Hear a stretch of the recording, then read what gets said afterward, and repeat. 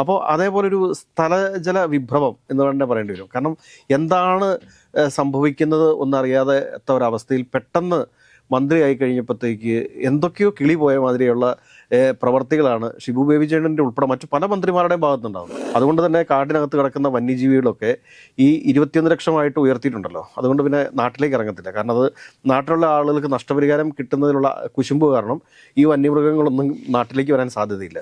ഇപ്പോൾ ഫെൻസിങ് നിർമ്മിക്കുന്നതിനെ കുറിച്ചൊക്കെ ഒരുപാട് കാര്യങ്ങൾ ഇദ്ദേഹം പറഞ്ഞിട്ടുണ്ട്. ഒരു 100 പരിപാടിയൊക്കെ ഇദ്ദേഹം പ്രഖ്യാപിച്ചിട്ടുണ്ട്. ഈ 100 പരിപാടികൾ എവിടെ വരെ എത്തിയെന്ന് പരിശോധിക്കുന്ന സമയത്ത് ആ തുടങ്ങിയിടത്ത് തന്നെ അല്ലെങ്കിൽ കടവത്ത് തന്നെയാണ് തോണി ഇപ്പോഴും എന്ന അവസ്ഥയിലാണ്. മന്ത്രിമാർ എത്തുന്ന ദിവസം ഒരു 10 കഞ്ചാവ് ചെടി കട്ട് ചെയ്ത് കളയും എന്നതിനപ്പുറത്ത് ഫോട്ടോ എടുത്ത് പത്രത്തിലിടും എന്നതിനപ്പുറത്തേക്ക് ഇപ്പോൾ ഏതെങ്കിലും ഒരു മാധ്യമത്തിൽ കഞ്ചാവ് ചെടികളെ കുറിച്ച് കേൾക്കാനുണ്ടോ? എന്താ ഇപ്പോഴും വനത്തിനകത്തൊന്നും കഞ്ചാവ് കൃഷി ഇല്ലെന്നാണോ കരുതിക്കൊണ്ടിരിക്കുന്നത്? നമസ്കാരം. വനഭൂമി കൂടി ഉൾപ്പെട്ടൊരു ദുരന്തം നടക്കുമ്പോൾ നമ്മുടെ വനം വകുപ്പ് മന്ത്രി അങ്ങ് ഡൽഹിയിലാണ്. കേന്ദ്ര വനം പരിസ്ഥിതി മന്ത്രാലയത്തെ അവിടുത്തെ കേന്ദ്രമന്ത്രിയെ കാണുന്ന തിരക്കിലാണ്. പക്ഷെ അതുകൊണ്ട് ഗുണമുണ്ടായെന്ന് തോന്നുന്നു ആ കൂടിക്കാഴ്ച കൊണ്ട്. വന്യജീവികളുമായിട്ട് ബന്ധപ്പെട്ട ആക്രമണങ്ങളിലെ നഷ്ടപരിഹാരം 21 ലക്ഷമായിട്ട് ഉയർത്തിയിട്ടുണ്ട്. നിലവിലത് 14 ലക്ഷത്തോളമാണ്. അപ്പം അതൊരു വലിയ കൂടുതലാണ്. എങ്കിൽ പോലും നമുക്കറിയാം ഈ ഷിബു ബേബി ജോൺ എന്ന് പറയുന്നത് ആളുടെ ഒരു സംസാര രീതി എന്തും വെട്ടി തുറന്ന് പറയുന്ന ഒരു കൂട്ടത്തിലാണ്. ഇപ്രാവശ്യം അങ്ങനെ ഒരു പ്രസ്താവന വന്നിട്ടുണ്ട് ഈ ദുരന്തമായിട്ട് ബന്ധപ്പെട്ട്. അത് മാറ്റി നിർത്തിയാൽ ഈ വന്യജീവി ആക്രമണത്തിൻ്റെ കാര്യം പറയുമ്പോൾ നഷ്ടപരിഹാരത്തിനപ്പുറം ജനങ്ങൾക്ക് ആവശ്യം ഇത് സംഭവിക്കുന്നതിന് മുന്നേ ഉള്ള മെഷേഴ്സാണ്. അപ്പം അതിലല്ലേ സത്യത്തിൽ ആദ്യം ഒരു തീരുമാനം വരേണ്ടത്.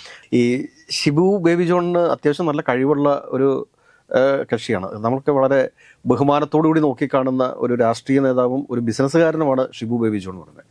പക്ഷേ ഷിബു ബേബി ജോണിന് ഈ മന്ത്രി ആയതിനു ശേഷം, കാരണം 10 വർഷത്തിന് ശേഷമാണ് അദ്ദേഹം വീണ്ടും MLA ആവുന്നത്. 2011, 2016 ഉമ്മൻചാണ്ടി സർക്കാരിൻ്റെ കാലഘട്ടത്തിലും ഷിബു ബേബി ജോൺ മന്ത്രിയായിരുന്നു. പക്ഷേ ഇപ്രാവശ്യം മന്ത്രി ആയപ്പോഴത്തേക്ക് ഈ 10 വർഷത്തെ ഒരു ഗ്യാപ്പ്, അതിനുശേഷം ഇവർക്ക് കിട്ടിയിരിക്കുന്ന ഈ ഒരു അധികാരം ഇവർ ആഗ്രഹിച്ചിരുന്നില്ലേ എന്നൊരു സംശയമുണ്ട്.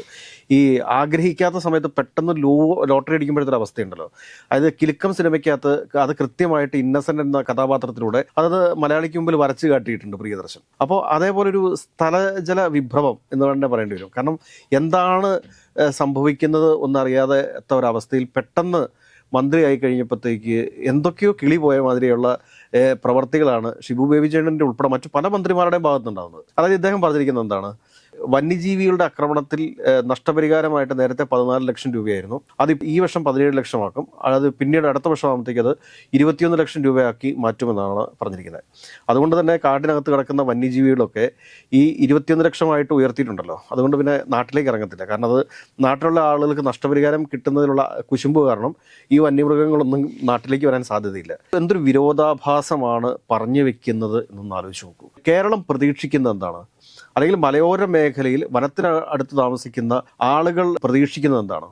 അവർ പ്രതീക്ഷിക്കുന്നത് എന്താണെന്ന് ചോദിച്ചു കഴിഞ്ഞാൽ, അവരുടെ കൂടെ നിന്ന് ഒരു ജീവൻ പൊലിഞ്ഞാൽ നമ്മുടെ കുടുംബത്തിൽ നിന്നൊക്കെ ആരെങ്കിലും ഒരാൾ ഇല്ലാതാകുന്ന ഒരു അവസ്ഥയെക്കുറിച്ച് നമുക്ക് ചിന്തിക്കാൻ പറ്റുമോ? ഇപ്പോൾ പ്രായമായി ഭയങ്കര വയസ്സായതിനു ശേഷവും ഒരാൾ നമ്മുടെ കുടുംബത്തിൽ നിന്നൊക്കെ മരിച്ചു പോവുകയാണെങ്കിലും നമുക്കുണ്ടാകുന്ന വിഷമം എത്രത്തോളം വലുതാണ്. അപ്പോൾ അങ്ങനെ ഇരിക്കുന്ന ആ സ്ഥലത്താണ് ഷിബു ബേബി ജോൺ വന്നിട്ട് പറയുന്നത് നഷ്ടപരിഹാരം 14 ലക്ഷത്തിൽ നിന്ന് 21 ലക്ഷമായിട്ട് ഉയർത്തിയിട്ടുണ്ട് എന്ന് പറയുമ്പോഴത്തേക്ക് അതിൻ്റെ അടിസ്ഥാനം എന്താണ് അദ്ദേഹം ഉദ്ദേശിക്കുന്നത് കൊണ്ട് ഒന്ന് ആലോചിച്ച് നോക്കും. നമ്മൾ പ്രതീക്ഷിച്ചത് എന്താണ്? ഇതിന് ശാശ്വതമായിട്ടൊരു പരിഹാരം കണ്ടെത്താൻ വേണ്ടിയിട്ടുള്ള ചില നിർദ്ദേശങ്ങൾ അല്ലെങ്കിൽ ചില പഠനങ്ങൾ അതല്ല നടത്തേണ്ടത്, അതല്ല എക്സിക്യൂട്ട് ചെയ്യേണ്ടത്. ഇപ്പോൾ ഫെൻസിങ് നിർമ്മിക്കുന്നതിനെ കുറിച്ചൊക്കെ ഒരുപാട് കാര്യങ്ങൾ ഇദ്ദേഹം പറഞ്ഞിട്ടുണ്ട്. ഒരു 100 പരിപാടിയൊക്കെ ഇദ്ദേഹം പ്രഖ്യാപിച്ചിട്ടുണ്ട്. ഈ 100 പരിപാടികൾ എവിടെ വരെ എത്തിയെന്ന് പരിശോധിക്കുന്ന സമയത്ത് ആ തുടങ്ങിയിടത്ത് തന്നെ അല്ലെങ്കിൽ കടവത്ത് തന്നെയാണ് തോണി ഇപ്പോഴും എന്ന അവസ്ഥയിലാണ്. തോണിക്കകത്ത് കയറിയിരുന്നുകൊണ്ട് ആരൊക്കെയോ തുഴയുന്നുണ്ട്. പക്ഷേ ആ കടവത്തുനിന്ന് കെട്ടഴിക്കാൻ വേണ്ടി മറന്നുപോയി. അതായത് കൃത്യമായിട്ടൊരു പഠനം നടത്തി അത് എക്സിക്യൂട്ട് ചെയ്യാനായിട്ട് ഷിബു ബേബി ജോൺ എന്താണ് സാധിക്കാത്തത്? ഇത്രയും ലോക പരിജ്ഞാനമുള്ള വിവരമുള്ള ഒരു മന്ത്രിയല്ല അദ്ദേഹം. ഇത് ആരുടെ നിർദ്ദേശപ്രകാരമാണ് ഇദ്ദേഹം ഇപ്പോൾ പ്രവർത്തിച്ചുകൊണ്ടിരിക്കുന്നത്? കാരണം ഒന്നും മനസ്സിലാവുന്നില്ല. അതുകൂടാണ്ട് തന്നെ ഇന്നലത്തെ ഈ വയനാട് ദുരന്തവുമായി ബന്ധപ്പെട്ട് അദ്ദേഹം പറഞ്ഞ കാര്യം കേട്ടോ. പ്രകൃതിക്കൊന്നും സംഭവിക്കില്ല, പ്രകൃതിക്ഷോഭങ്ങൾ ഉണ്ടായിക്കൊണ്ടിരിക്കും, ഈ പ്രകൃതി ഇവിടെ ഇങ്ങനെ തന്നെ നിലനിൽക്കും. 5 പേര് മണ്ണിനടിയിൽ കിടക്കുന്ന സമയത്ത് അദ്ദേഹം പറയുന്ന ഒരു സ്റ്റേറ്റ്മെൻ്റാണ്, ഒരു പൊളിറ്റിക്കൽ സ്റ്റേറ്റ്മെൻ്റാണത്. കാരണം ഇവർ ജനത്തെ ശരിക്കും പറഞ്ഞു കഴിഞ്ഞാൽ പുച്ഛിക്കുവാണോ? അതും അല്ലെങ്കിൽ ജനത്തെ ഇവർ ശരിക്കും അണ്ടർ എസ്റ്റിമേറ്റ് ചെയ്യുവാണോ? എന്താണ് ഇവരിങ്ങനെ? എനിക്ക് മനസ്സിലാവാത്തൊരു കാര്യമാണ്. ജനത്തിന് യാതൊരുവിധ വാല്യൂ ഇവർ കൊടുക്കുന്നില്ലേ? ജനം എന്നുള്ളത് ഇങ്ങനെ നിൽക്കുമല്ലേ. അപ്പോൾ ആ സമയത്ത് ദുരിതമനുഭവിക്കുന്ന അല്ലെങ്കിൽ ശാശ്വതമായിട്ട് ഒരു പരിഹാരം, ഈ വയനാടൊക്കെ ഏറ്റവും കൂടുതലായിട്ട് വന്യജീവി ആക്രമണം നേരിടുന്നൊരു സ്ഥലം കൂടിയാണ്. അപ്പോൾ അവിടെ ഉണ്ടായിരിക്കുന്ന ഒരു ദുരന്തത്തിൽ അദ്ദേഹത്തിൻ്റെ പ്രതികരണമാണ് പ്രകൃതി ഇനിയും ഇവിടെ തുടരും, പ്രകൃതിക്ഷോഭങ്ങൾ ഉണ്ടാകും എന്നാണ് പറയുന്നത്. അദ്ദേഹം മന്ത്രിയായി ചുമതല ഏറ്റെടുത്ത ആദ്യ ദിവസങ്ങളിലും ഈ വന്യജീവി ആക്രമണം സംബന്ധിച്ച് ഇത്തരമൊരു പരാമർശം നടത്തിയിരുന്നു. അല്ല, അദ്ദേഹം അന്ന് പറഞ്ഞിരുന്ന കാര്യം എന്താണെന്ന് വെച്ച് കഴിഞ്ഞാൽ മന്ത്രിസഭ മാറിയ കാര്യം മൃഗങ്ങൾക്ക് അറിയില്ലല്ലോ എന്നാണ് പറഞ്ഞത്. മന്ത്രിസഭ മാറിയ കാര്യം മൃഗങ്ങൾക്കറിയില്ലായിരിക്കും, പക്ഷെ ജനങ്ങൾക്കറിയാലോ. കാരണം കഴിഞ്ഞ പ്രാവശ്യം AK ശശീന്ദ്രനാണ് വനം വകുപ്പ് കൈകാര്യം ചെയ്തിരുന്നത്. അപ്പോൾ ആ സമയത്ത് ആ മന്ത്രിയെയും ആ മന്ത്രിസഭയെയും നിശിതമായിട്ട് വിമർശിച്ചവരാണ് ഇപ്രാവശ്യം അധികാരത്തിൽ വന്നിരിക്കുന്നത്. അപ്പോൾ കഴിഞ്ഞ മന്ത്രിസഭ അത് ചെയ്തില്ല, അതുകൊണ്ട് ഞങ്ങളും ചെയ്യുന്നില്ല എന്ന് പറയാനാണെങ്കിൽ പിന്നെ എന്തിനായിരുന്നു ഈ ഒരു മാറ്റം? ഇവരാദ്യം ചെയ്യേണ്ടത് എന്താണ്? ഇതിനു വേണ്ടിയിട്ട് ശാശ്വതമായ ഒരു പരിഹാരം കണ്ടെത്താൻ വേണ്ടിയിട്ട് ഒരു വിദഗ്ധ സമിതിയെ നിയമിക്കേണ്ടതുണ്ട്.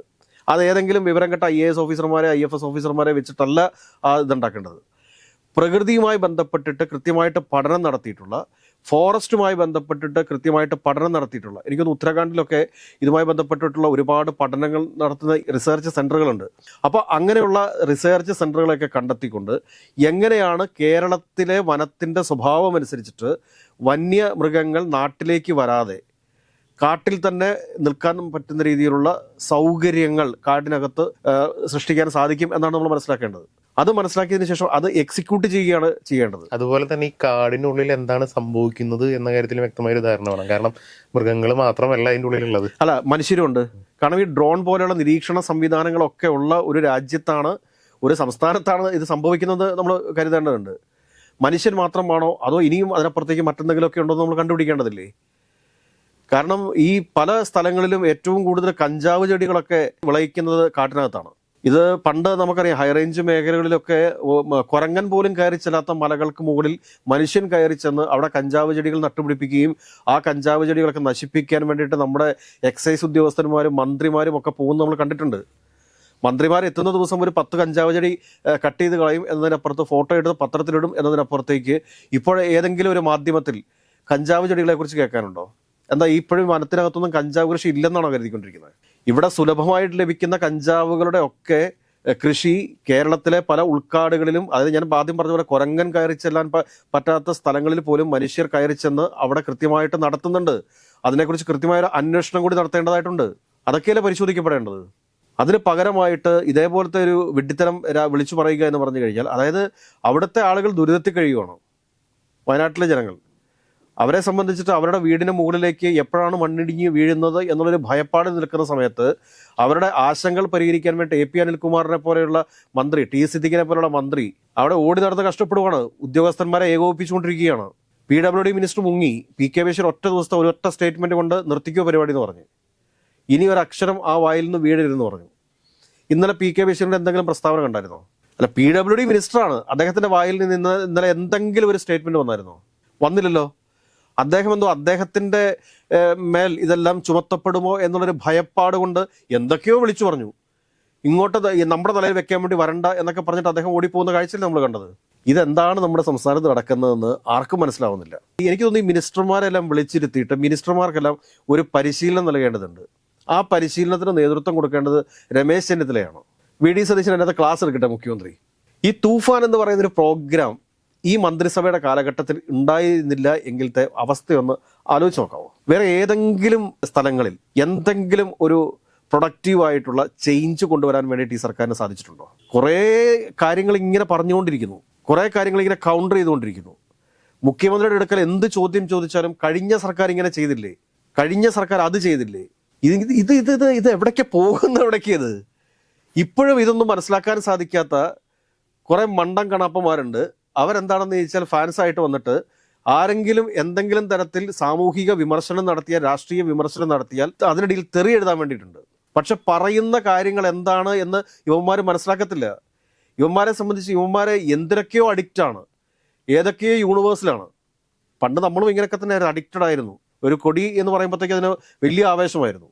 പക്ഷേ ആ ആവേശത്തിനൊക്കെ അപ്പുറത്തേക്ക് നമ്മുടെ നാടിൻ്റെ വികസനത്തിന് വേണ്ടിയിട്ട്, നമ്മുടെ നാടിൻ്റെ സുരക്ഷയ്ക്ക് വേണ്ടിയിട്ട് ഈ സർക്കാർ എന്ത് ചെയ്യുന്നു എന്നുള്ള ചോദ്യത്തിന് മുൻഗണന നൽകണമെന്നേ.